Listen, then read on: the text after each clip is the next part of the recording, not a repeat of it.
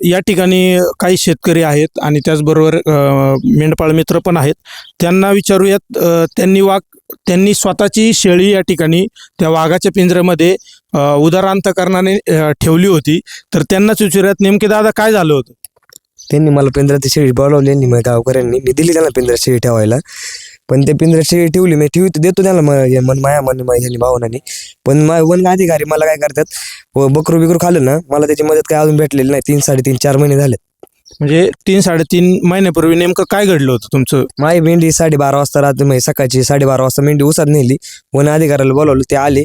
ते म्हणले ते बक्षीस फक्त आपण पंचनामा करून ते बक्षीस द्या सोडून देऊ. मी दिला सोडून तिथं. पण ते म्हणले तुला 1.5-2 महिन्यात तुला मदत भेटत. अजून काही भेटलेली नाही.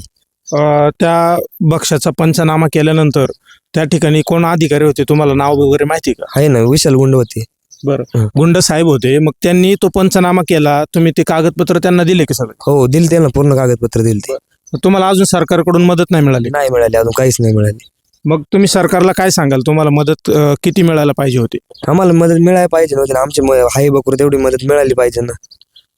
या ठिकाणी आपण पाहतोय की हा जो मेंढपाळ आहे तो जर सरकारला एवढी मदत करतोय, आपलं स्वतःचं जे मेंढरू आहे, बकरू आहे, शेळी असेल, ते त्या ठिकाणी त्या पिंजऱ्यामध्ये तो वाघ पकडण्यासाठी तो वन खात्यालाच मदत करतोय.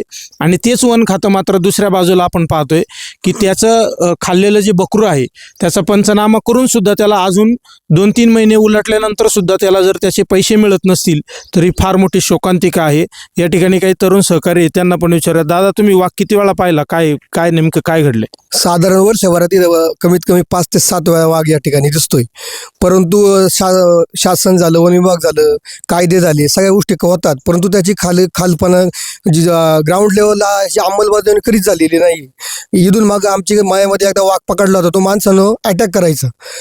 त्यानंतर पिंजरा लावला, त्याच्या आधी देखील वाघ होते. परंतु हे सगळं होत असताना वाघ जरी पकडला तर हे जवळच्या परिसरात नेऊन सोडतात. याच्यावर कायमस्वरूपी आमदार साहेबांनी किंवा शासनाने याच्यावर बऱ्यापैकी जे काही कायदा केला आहे किंवा जे काही करायचं म्हणतात, वाघांचं आपलं सेंटर करायचं म्हणतात, झू सेंटर इथं कुठं तालुक्यामध्ये, त्यामध्ये जर तुम्ही हे सगळे वाघ नेऊन ठेवले तर कमीत कमी 99% याची बंदोबस्त प्रामाणिकपणे होईल असं मला या निमित्तानं वाटतंय.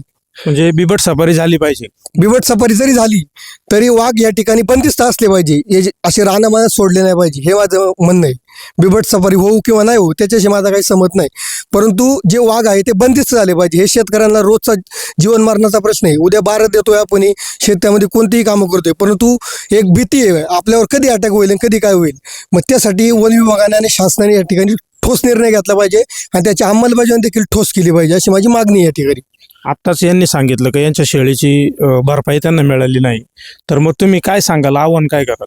शासनाला माझं एकच आव्हान या निमित्तानं, जे काही फॉरेस्टचं काम आहे, पिंजऱ्यामध्ये वाघ नेऊन द्यायचा किंवा कोंबडी ठेवायची, हे शासनाचं काम आहे प्रामुख्याने. पण हे शासन जर या ठिकाणी काही त्यांच्या अडचणीमुळे आणत नसेल किंवा त्यांच्याकडून चुकून मग थोडंसं कामाच्या जबाबदारीमुळे थोडंसं राहत असेल, पण जर हे आपले धनगर मंडळी जर त्या ठिकाणी त्यांची बकरे किंवा काही देत आहेत तर मग त्यांचं जर काही नुकसान झालं तर शासनाने दिलं पाहिजे, असं माझं मत आहे या ठिकाणी.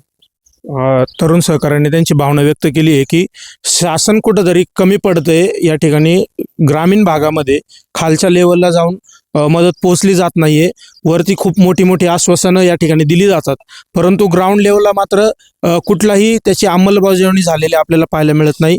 तर मी सरकारला पुन्हा एकदा विनंती करेल की हे जे मेंढपाळ असणारे जे धनगर समाजाचे काही तरुण सहकारी असतील, शेतकरी असतील, त्यांना आपण मदत ही केलीच पाहिजे. कारण ते जर आपल्या वन खात्यासाठी त्यांची स्वतःचं शेळी बकरू देत असतील तर आपण सुद्धा त्यांची मदत केली पाहिजे, असं मी या सर्व शेतकऱ्यांच्या वतीनं आवाहन करतो. धन्यवाद.